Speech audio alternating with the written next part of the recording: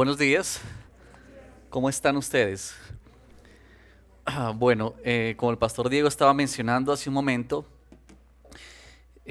nos preparamos para la Navidad y también en nuestras predicaciones queremos apuntarle a eso, ¿cierto? ¿Cómo podemos nosotros entender mejor la Navidad? Así que queremos seguir reflexionando sobre eso, sobre su significado, pero también sobre sus implicaciones para cada uno de nosotros. Es lamentable y es un gran problema celebrar algo lejos de su sentido real, ¿cierto? Cuando simplemente celebramos, pero no tenemos ni idea qué es lo que realmente está pasando allí. Ustedes de pronto han escuchado que se habla de mensajes de la Navidad, y hay muchos mensajes de la Navidad. Por ejemplo, ¿han escuchado que se dice que la Navidad es un tiempo de unidad? ¿Han escuchado eso? ¿O que es un tiempo de familia? ¿O que es tiempo de regalos? ¿O tiempo de perdonar? Y todas esas cosas también. Como también otras cosas que, por ejemplo, se dice que este es tiempo para gastar, ¿no? Entonces, todo el comercio y toda la fuerza que hay en eso. Navidad, tiempo para gastar o tiempo para comer. Y ya en enero uno mira las dietas, ¿cierto? Pero como que diciembre es para comer y festejar. Bueno, muchos mensajes de la Navidad. Pero la pregunta es, ¿son todos estos mensajes verdaderos mensajes de Navidad?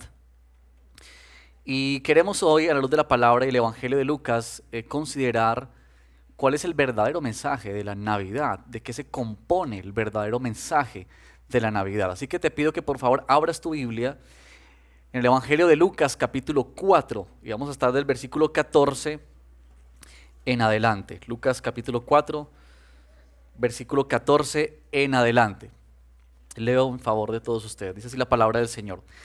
Jesús regresó a Galilea en el poder del Espíritu y se extendió su fama por toda aquella región. Noten por favor este versículo 14 muy importante. Galilea, fama por toda la región. Enseñaba en las sinagogas y todos lo admiraban. Verso 16. Ahora él va a Nazaret, donde se había criado, y un sábado entró en la sinagoga como era su costumbre. Se levantó para hacer la lectura y le entregaron el libro del profeta Isaías. Al desenrollarlo, encontró el lugar donde está escrito. Esto fue lo que Jesús leyó. El Espíritu del Señor está sobre mí por cuanto me ha ungido para anunciar buenas nuevas a los pobres. Me ha enviado a proclamar libertad a los cautivos y dar vista a los ciegos y poner en libertad a los oprimidos, a pregonar el año del favor del Señor.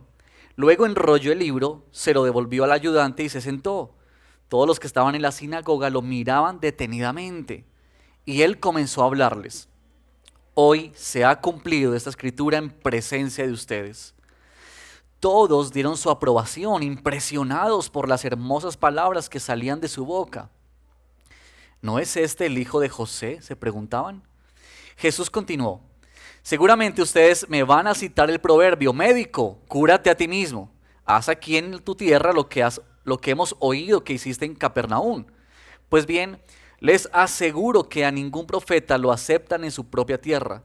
No cabe duda de que en tiempos de Elías, cuando el cielo se cerró por 3 años y medio, de manera que hubo un gran hambre en toda la tierra, muchas viudas vivían en Israel. Sin embargo, Elías no fue enviado a ninguna de ellas, sino a una viuda de Sarepta, en los alrededores de Sidón. Asimismo, había en Israel muchos enfermos de lepra en tiempos del profeta Eliseo, pero ninguno de ellos fue sanado, sino Naamán, el sirio. Al oír esto, todos los que estaban en la sinagoga se enfurecieron, se levantaron, lo expulsaron del pueblo y lo llevaron hasta la cumbre de la colina sobre la que estaba construido el pueblo, para tirarlo por el precipicio. Pero él pasó por en medio de ellos y se fue. Oremos, Señor, gracias por esta palabra que nos permites hoy meditar, por este relato tan importante en el Evangelio de Lucas, que nos deja ver precisamente una declaración contundente, Señor, para todos aquellos que escuchamos, que tú mismo hiciste cuando te hiciste hombre y habitaste en medio de nosotros.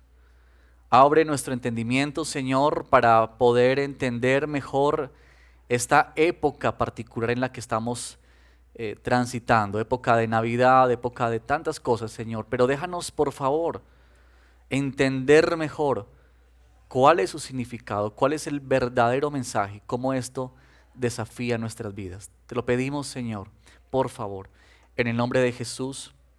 Amén. Bueno, yo he titulado esta predicación El verdadero mensaje de la Navidad. Y es porque Lucas, desde el comienzo de su evangelio, comienza a mostrarnos, ¿cierto? Y Lucas, a diferencia de otros evangelistas, coloca más elementos sobre el nacimiento de Jesús, su anunciación, la de Juan el Bautista, ¿cierto? Y muchos elementos sobre Jesús siendo niño. Y todas las expectativas que habían sobre este niño. Es decir, Lucas nos comienza a colocar como esa expectativa de este niño que está naciendo, cumpliendo muchas cosas, y para entender quién es él. Ahora, rápidamente, aquí en el capítulo 4, Lucas nos pone un pasaje que en otros evangelios está un poco después, pero que digamos que tiene mucho que ver con lo que era el ministerio de Jesús, qué es lo que Jesús venía a hacer, especialmente esta declaración acerca de Isaías. Y por eso es tan importante para Lucas esto. Yo quiero mostrarte cuál es el verdadero mensaje de la Navidad a la luz de este texto. Y para eso, tres como enunciados. Primero, que la Navidad o el verdadero mensaje de la Navidad es cristocéntrico. Segundo, que es misional, tiene una misión. Y en tercer lugar, que es desafiante. Vamos a ver cómo eso nos ayuda a entender mejor esta época en la que estamos viviendo. Primero, es cristocéntrico.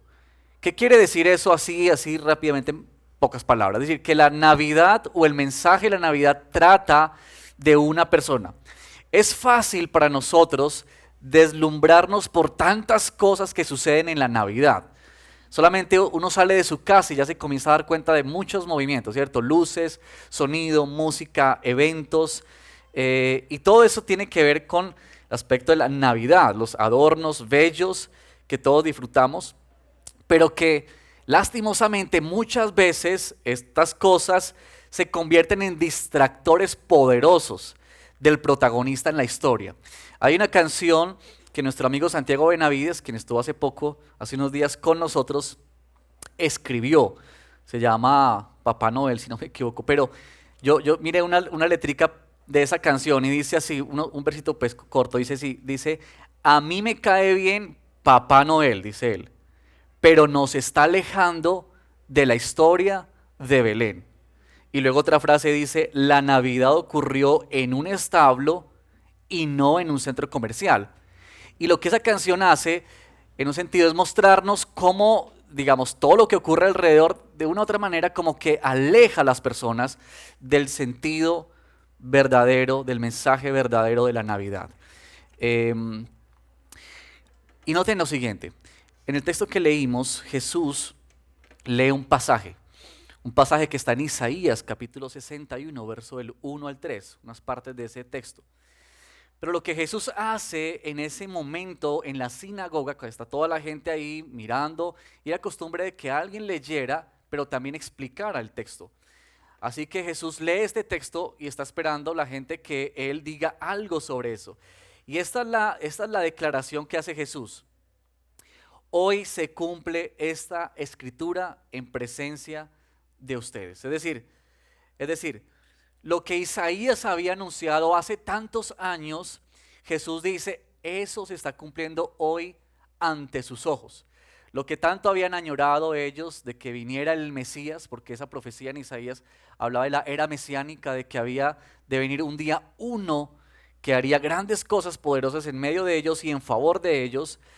Y ahí está, Jesús dice, hoy se cumple esto delante de ustedes.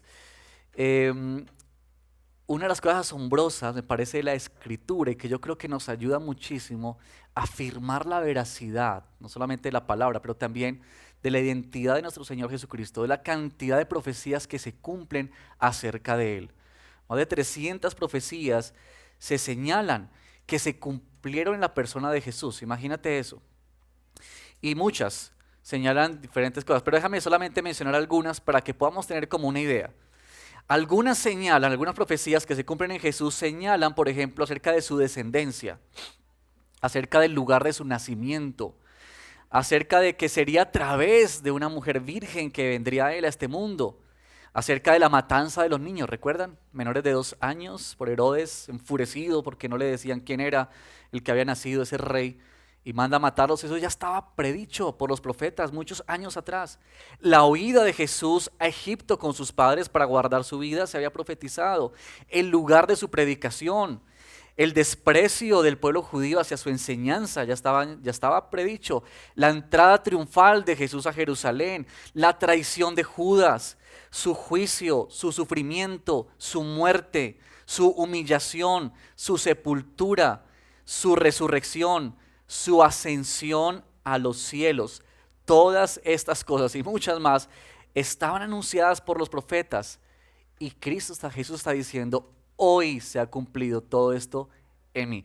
¿Sabes? Es como cuando en una obra de teatro, ¿cierto? Vemos que todo está oscuro y cuando entra el protagonista, la luz se pone sobre él, ¿verdad?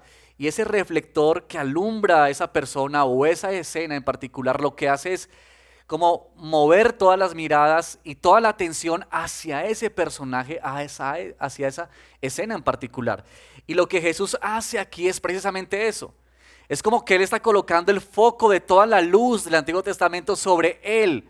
Y está diciendo, este que ustedes tanto esperaban, que ustedes tanto anhelaban ver, aquí está, enfrente de ustedes. Hay mucha evidencia, abundante evidencia, hermanos, acerca de las pruebas fehacientes de la autenticidad de nuestro Señor Jesucristo como Dios, como Mesías, como Rey soberano, como Señor, como Dios, ¿verdad?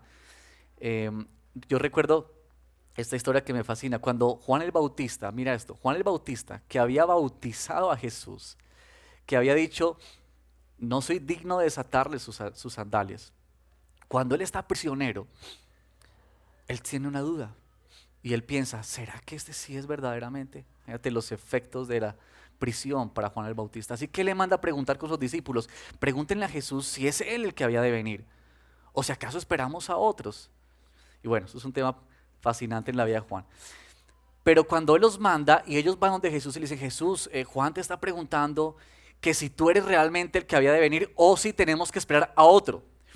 Jesús no le dice a los discípulos, vea, díganle que soy yo. No.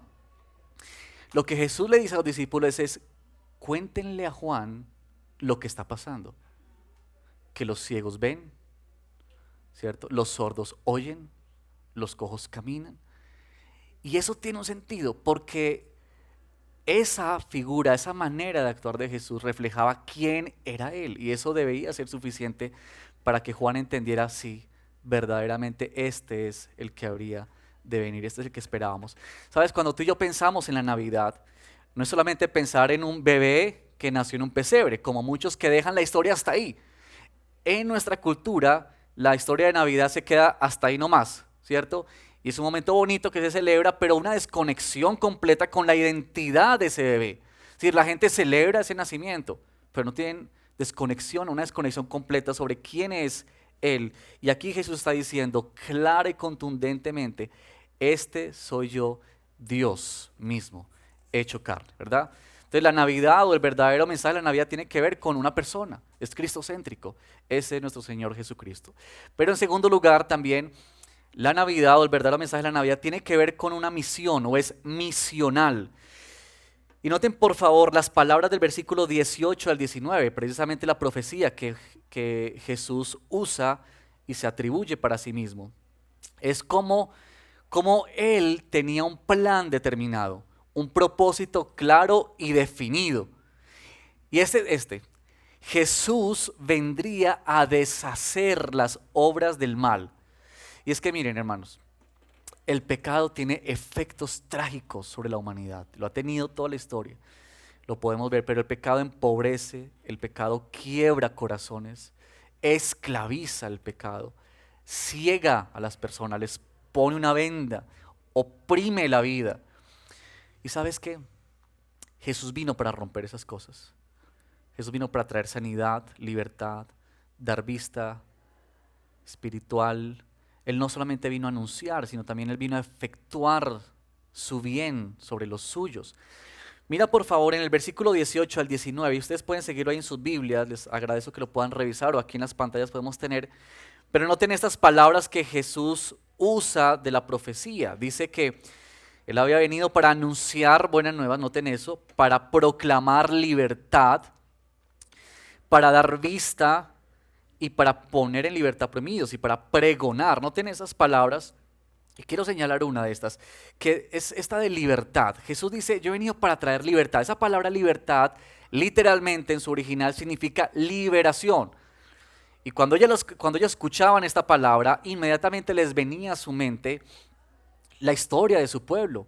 Una práctica que habían tenido ellos, instruidos por Moisés, acerca del año de jubileo, el año en el que se daba libertad a los esclavos, el día o el año en que se devolvían las tierras a aquellos que habían tenido que venderlas por muchas razones en sus economías o que habían tenido que venderse ellos mismos a otros por esclavos. Eh, y en ese año en particular eran liberados, se les regresaba a sus tierras. Y no solamente eso, las deudas les eran canceladas. Y eso viene a la mente, ¿verdad? Eso es como pensar en que hoy alguien te dijera que tus deudas son canceladas. Imagínate eso, que ya no debes nada a los bancos, esa casa que compraste y que debes todavía harto, o esa tarjeta de crédito, yo no sé, pero que alguien dijera, este día es día de jubileo, no debes nada. ¿Cómo te sentirías tú? O que tú fueras esclavo y te dijeran, hoy es tu libertad, no hiciste nada, pero es libre, eres libre. Y esto es lo que Jesús dice que Él venía a hacer en medio de ellos. Ahora, viene esta palabra también a quienes se les aplica estas acciones del Hijo de Dios, del Mesías. A los pobres, a los cautivos, a los ciegos, a los oprimidos. Y tiene que ver con una connotación amplia. Básicamente lo que tiene que ver es con aquellos que no tienen un estatus social, aquellos que están en discapacidad. Los niños, por ejemplo, se consideraban menores, o quizá las mujeres o los ancianos, o marginados sociales, o grupos de otras etnias que no eran bien recibidos o que no eran del círculo religioso. Todos aquellos que estaban en esta situación, Jesús dice, para ellos son estas buenas noticias. Tiene que ver con esto de que Jesús se acercó. Su misión fue la de acercarse a nosotros y demostrarnos su grandeza y su amor en nuestra condición caída. Sabes que los milagros de Jesús son mucho más que simples maneras de hacer que las personas pasaran un poco mejor la vida aquí en la tierra, o que se sintieran más cómodas o se sintieran mejor. Es mucho más que eso. Tenía que ver con la manera en que Jesús venía a deshacer la obra del mal, a romper los efectos del pecado sobre la humanidad. Como cantábamos al comienzo de esta celebración, Él rompió mis cadenas. Linda canción, ¿cierto? Rompió mis cadenas. Piensa en eso. Él rompió mis cadenas, rompió tus cadenas. Nos ha dado vida nueva, nos ha dado libertad. Es eso. Y sabes, yo creo que en este tiempo de Navidad tú y yo necesitamos reafirmar en nuestros corazones esa extraordinaria noticia de lo que Cristo vino a hacer en medio de nosotros. De cómo Él vino para sanarnos, cómo vino para rescatarnos, para darnos a conocer sus riquezas, sus maravillas. Sabes, yo creo que una de las palabras que más se repite en esta época de Navidad es esta: regalos. ¿No les parece? Regalos. Hablamos mucho de los regalos. ¿Ustedes ya compraron sus regalos para estas festividades? ¿Quiénes aprovecharon el viernes, día sin IVA, para comprar los regalos? Hay muchos que le encanta hacerlo temprano, ¿cierto? Pero estamos pensando en eso. Yo les pregunto, yo creo que a todos nos gusta dar regalos, ¿verdad? Yo creo que a todos nos gusta dar un regalo, pero creo que más nos gusta recibir regalos, ¿cierto? Nos encanta que nos den algo. Yo creo que todos esperamos en Navidad que por lo menos alguien, una persona, nos dé un regalo. Eso nos llena de alegría porque es como que alguien pensó en nosotros, como que alguien se detuvo a pensar y a través de ese regalo nos está mostrando su afecto, ¿cierto? Su cariño y cómo es que anhelamos nosotros todas estas cosas. Pero sabes, en la Navidad, el verdadero mensaje de la Navidad nos afirma en esto: que Cristo Jesús vino a darnos unos regalos inimaginables para nosotros. Regalos que provienen de su gracia y de su misericordia. Dádivas que Dios nos entregó a ti y a mí, ¿cierto? Por su amor. regalos que perduran para siempre, que no se acaban, que tienen efectos para la eternidad, pero sabes, regalos que cambian nuestro estatus de lo que somos, que nos permiten ver ahora quiénes somos, que nos dan vida y nos dan vida en abundancia. Esta es la clase de regalos que el Señor nos da. Esta es la misión de Jesús, esta es la misión de este verdadero mensaje que viene a nuestras vidas. Pero en tercer lugar, el verdadero mensaje de la Navidad es cristocéntrico, se enfoca en la persona de Jesús, es misional, tiene un quehacer, ¿verdad? Jesús vino para hacer una obra en medio de nosotros, pero además el verdadero mensaje de la Navidad es desafiante. Y yo quiero mostrarte cómo aquí en esta historia que hemos leído comienzan a suceder cosas muy, muy interesantes. Mira, desde el versículo 22 comienza a suceder lo siguiente, y es esto. La gente que escuchó a Jesús ese día pasó del asombro y la impresión y se dio un vuelco, ¿cierto? Sus sentimientos y emociones, ¿a qué? A un momento de ira. Ahora, no fue cualquier ira. Ustedes pueden ver la clase de ira que sintieron ellos al punto de querer matar a Jesús. Es decir, dice que lo llevaron hasta la parte alta de la ciudad, ¿cierto? Y los historiadores dicen que ese era un lugar donde abajo habían rocas solamente. Y que a veces se hacía eso cuando había herejía, se llevaban allí, se botaban y además de eso se les tiraba piedra encima para que no quedara duda de que habían quedado allí vivos. Y eso es lo que pretendían hacer con Jesús, es decir, estaban tan airados con Jesús. Pero vamos a mirar qué fue lo que ocasionó eso en esta gente, qué fue lo que hizo que pasaran del asombro a la ira. Y es por esto, es por el asunto de que es un mensaje que desafía. Y yo quiero mostrarte por lo menos dos maneras en las que Jesús desafió y desafía muchas cosas en nosotros. Lo primero es que, si bien es cierto, en un principio esta gente se admiró de la enseñanza o lo que Jesús estaba diciendo, porque ellos querían escuchar acerca de liberación, querían escuchar acerca de la era mesiánica, ellos lo habían esperado, lo habían añorado. Pero lo que a ellos no les cuadró en su mente y en sus conceptos y tradiciones fue lo siguiente: que Jesús identificara esa era mesiánica con él mismo. Es decir, eso no les cuadraba a ellos. Porque aquí está el asunto. Recuerden que yo les dije a ustedes al principio de la lectura que estos versos 14 al 16 son muy importantes, porque ¿dónde estaba Jesús enseñando? Sinagoga. ¿En qué ciudad? Nazaret. ¿Y de dónde era Jesús? De Nazaret. Quiere decir que Jesús está hablando con quienes él creció. Y lo que a esta gente no le cuadra es que, ¿cómo es que, bueno, una belleza, ¿cierto? Ha llegado la era mesiánica, pero tú estás diciendo que tú eres el cumplimiento de esa profecía. Ahora ellos están diciendo, luego tú no eres el que hemos visto desde que creciste, o sea, desde pequeño. Tú no eres el hijo de ese carpintero y que también haces trabajos de carpintería. No conocemos a tus hermanos y tus hermanas, no conocemos a tu familia, lo que se dedican. Es decir, la misma familiaridad, la cercanía produjo que ellos tuviesen desprecio por Jesús. Ellos no concebían en Jesús ese Mesías que ellos esperaban. Por tanto, eso comienza como a generarles en ellos cierto asunto de preocupación. Y noten cómo esto va cambiando. Por eso la pregunta que ellos se hacen al principio, ¿no es este el Hijo de Jesús? O sea, como que comienzan a tener allí interrogantes. Pero lo siguiente que desafía a Jesús, en segundo lugar, es que Jesús les trae dos historias del Antiguo Testamento para decir quién fue aquellos que sí entendieron las señales de Jesús. Uno tiene que ver con la viuda de Sarepta. Ustedes de pronto recordarán esa historia, ¿cierto? No tenemos el tiempo de ir allá. Pero aquí Jesús recuerda esa historia y dice que en aquel entonces, en el tiempo de Elías, habían muchas viudas. Pero ¿a dónde fue enviado el profeta Elías? A una viuda que no era de Israel, que no era de ellos. Es decir, que era fuera. Y no solamente eso, sino que el lugar de donde Jesús menciona, donde fue enviado el profeta Elías, eran lugares despreciables para los israelitas, para los judíos. Y eso comienza a generar incomodidad. Ahora, el segundo caso que Jesús trae es el del leproso Naamán. Otra vez, en aquella época, dice Jesús, habían muchos leprosos. Jesús dice, ¿acaso es que no había más leprosos en Israel? Por supuesto que sí. Pero ¿a dónde fue enviado Eliseo? a uno que estaba fuera de Israel. Este es en Siria, otra región que ellos despreciaban, eran sus enemigos, no amaban.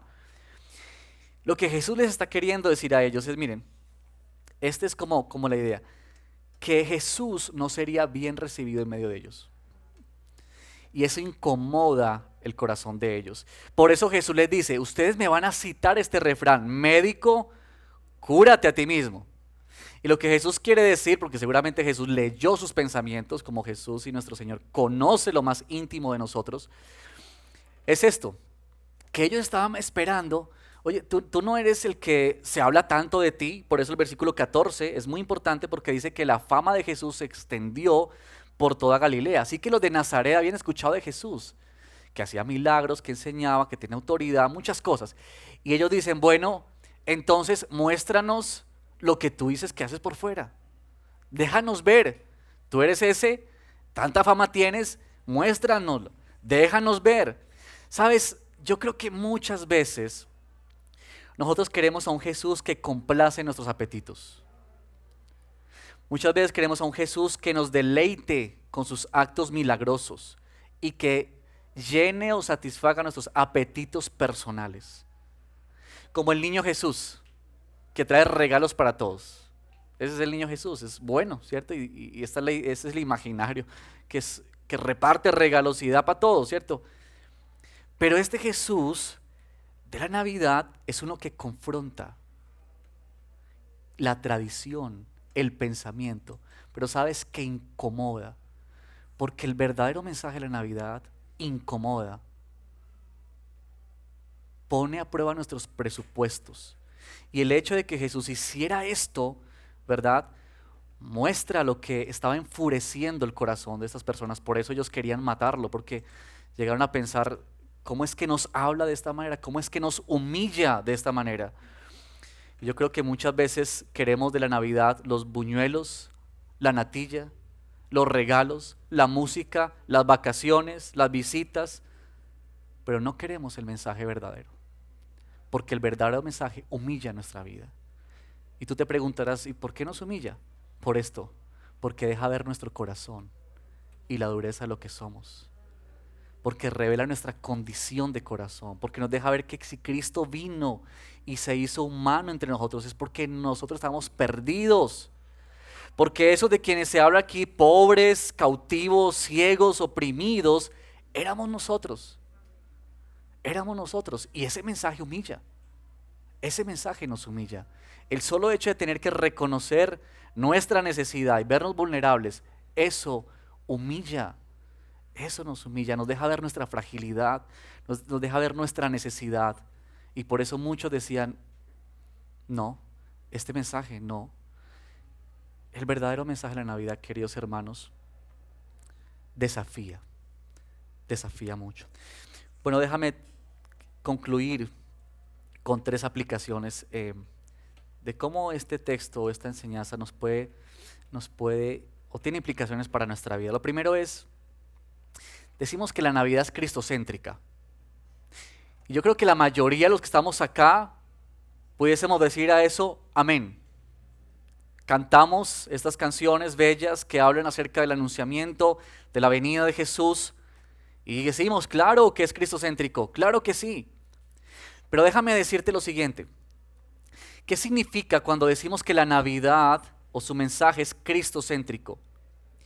No solamente que tú y yo pensamos de manera teórica que eso tiene que ver con Jesús. No solamente eso. Tiene que ver con el asunto de cómo en tus prácticas y en tu vida, especialmente en esta época de tanta distracción, de tanta seducción a muchas cosas, tú dices con lo que haces, esta Navidad se trata de una persona y ese es Cristo. Eso es que la Navidad es cristocéntrica para ti, ¿cierto? Que no se pierde de vista que en todo lo que hacemos es Él lo más importante. No se trata de nuestros placeres o de dar rienda suelta a nuestros apetitos, ¿cierto? En nuestras compras, en nuestra comida, en lo que hacemos, lo que gastamos. No. ¿Cómo es que en todo ese tipo de cosas que tú y yo hacemos una vez que salgamos hoy de aquí a este lugar y cómo estamos viviendo esta Navidad, te deja ver a ti que en tu vida la Navidad verdaderamente está mostrando que se trata de una persona y ese es Cristo. ¿Cómo en tu vida puedes vivirlo? Quizá implica que te abstienes de cosas o quizá implica que haces otras cosas. Pero también, en segundo lugar, a modo de aplicación, este es un tiempo para recibir las dádivas del Señor, ¿sabes? Yo creo que debemos afirmar nuestra necesidad. Mire, casi siempre en la Navidad, por todo lo que se mueve, es tiempo cuando menos estamos conectados con la palabra del Señor, con la iglesia. Es cuando nosotros más estamos distraídos en otras cosas. Y yo creo que nosotros debemos afirmar, si entendemos el verdadero sentido de la Navidad y su mensaje, que debería ser todo lo contrario. Que es cuando más nos conectamos con el Señor, con lo que Él hace, con su misión. En Isaías 66:2, mira lo que dijo el profeta, hablando el Señor en boca de Isaías: pero miraré a aquel que es pobre y humilde de espíritu y que tiembla ante mi palabra. Hermanos, mira, miraré. Estos son los regalos de Dios para ti. Esas son las verdaderas dádivas del Señor. Así que este tiempo de Navidad debería conducirnos más a Él, que podamos buscarlo más a Él, pasar más tiempo en oración, más tiempo leyendo su palabra ante tanta distracción y tantas cosas. Y por último, esto porque me pareció muy interesante cuando leía el texto. Miren que en el versículo 16 dice que Jesús fue a la sinagoga como era de costumbre. ¿Se dan cuenta? Como era de costumbre. Claro, Jesús era judío, por supuesto. No era la primera vez que llegaba a la sinagoga. Ya lo conocían y él iba a las sinagogas a enseñar y a hablar. Pero es muy interesante porque es ahí donde Jesús, en ese lugar de costumbre donde él iba, donde él comunica y proclama esta verdad. John Piper, en un librito que estamos recomendando y que salió hace poco, está recién salido, hablando acerca de la Navidad, John Piper dice lo siguiente, mira lo que él dice acerca de la Navidad. Él dice que la Navidad es el modelo o el mejor modelo para las misiones. Déjame ayudarte a entender un poquito más eso. Recuerden que Jesús en su oración a su Padre, Él dijo: como tú me enviaste, dijo Jesús, entonces yo los envío a ellos, ¿cierto? Y nota esto, las buenas nuevas de las que Jesús habla aquí son buenas nuevas que se nos han pasado a nosotros y que ahora Él nos envía a nosotros para que tú y yo seamos portadores y las anunciemos. Así que el Señor nos ayude a poder sorprender a otros en esta época con su amor y con su evangelio.